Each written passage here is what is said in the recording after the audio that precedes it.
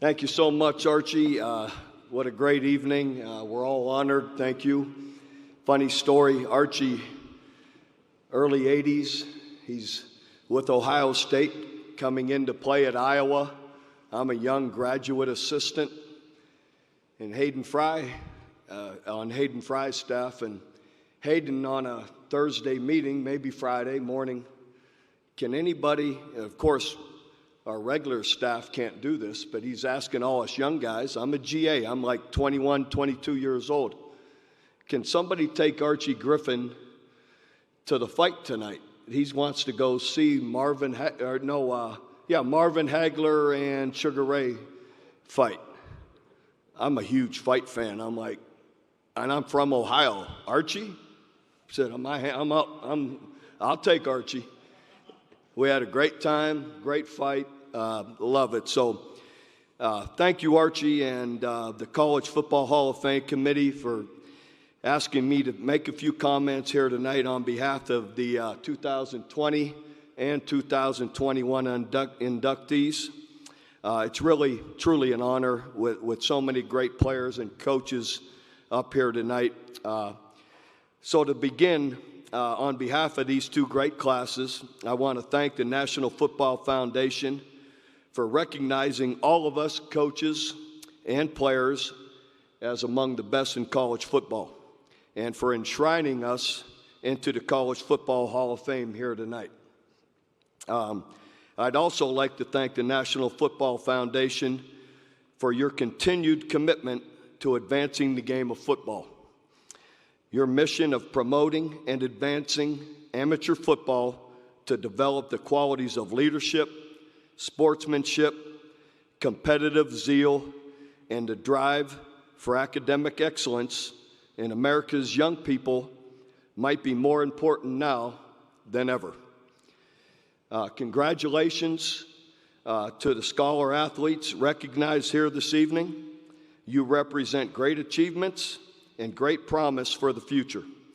And I know each of you will continue to be inspirational leaders in your communities.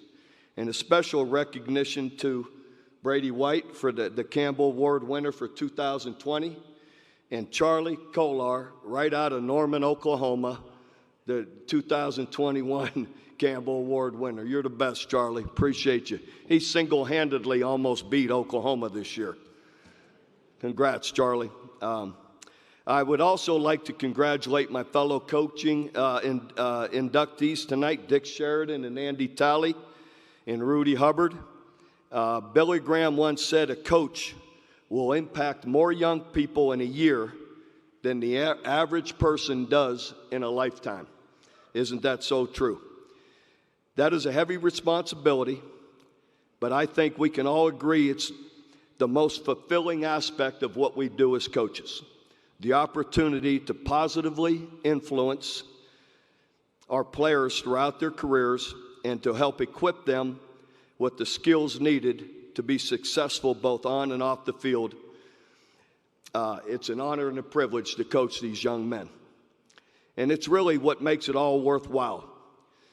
Along with the long hours, the time away from your family, the deep emotional investment, also comes an incredible relationship you develop with your players, fellow staff members, who all become a part of your family.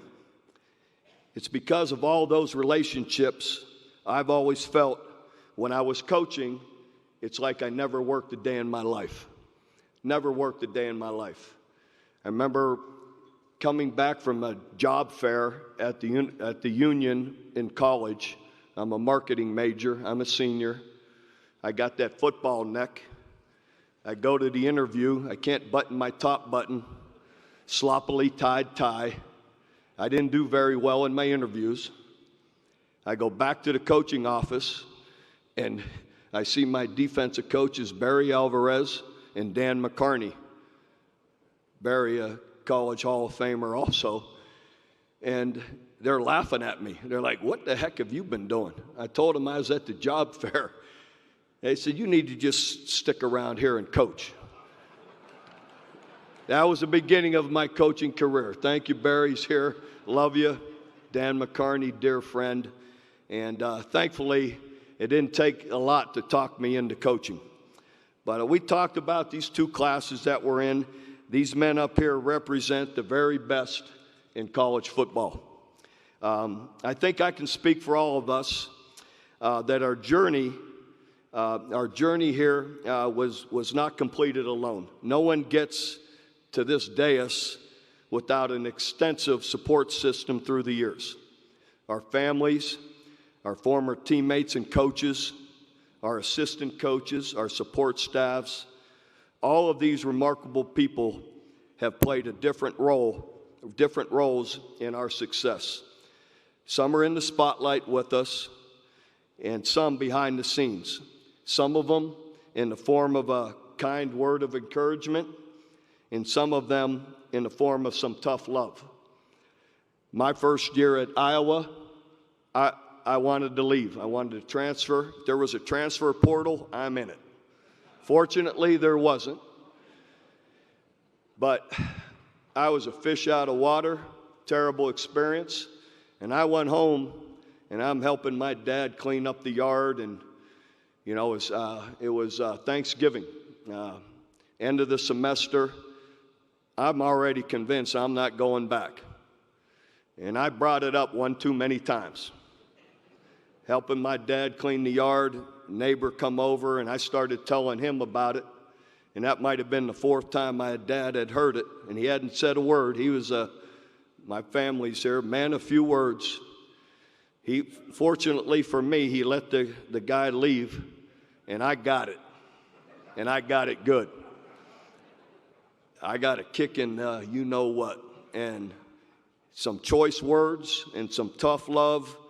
And bottom line, I guess I'm going back to Iowa. And anyway, needless to say, my dad's choice words and tough love led me to experiencing 4 more years playing at Iowa, where I played in the Rose Bowl. I learned from Hall of Fame coaches Hayden Fry, Bill Snyder here tonight, Barry Alvarez, Kirk Ferentz here tonight, great coaches. Dan McCarney, Bill Brazier, on and on. I mean, I had the best coaches. And I had great teammates. I'm up here, and I'm really proud to be up here with my teammate, Andre Tippett.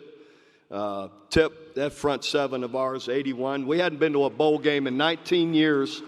We go to the Rose Bowl, and they were the nastiest bunch of crew up in front of me with Tip. So anyway, football teaches young people so many vital lessons. Think about what's required to play football. Endurance and perseverance, mental and physical strength, struggle and sacrifice, sweat and tears, will and discipline. But the game also gives back for a lifetime, providing satisfaction and joy in the success and respect and humility in the defeat and in the loss. It allows us to experience the importance of teamwork. It helps us develop lifelong relationships with people from different backgrounds. It breeds self-awareness, confidence, self-esteem, and maybe most importantly, it teaches us toughness. When our staff arrived at OU, we introduced a mantra, no excuses, because football doesn't listen to excuses. It exacts the hard facts that can be found in the film room and on the scoreboard. Playing football prepares you for real life and its challenges. It is hard to get up early every morning for workouts and for practice, to put on the pads and a helmet when it's 95 degrees, to smash into people and run to exhaustion for 2.5 hours day after day while your buddies are sitting around floating in the swimming pool. Football is hard. It is. But so is life. And nothing you value in life is worth more than something you've worked and struggled for.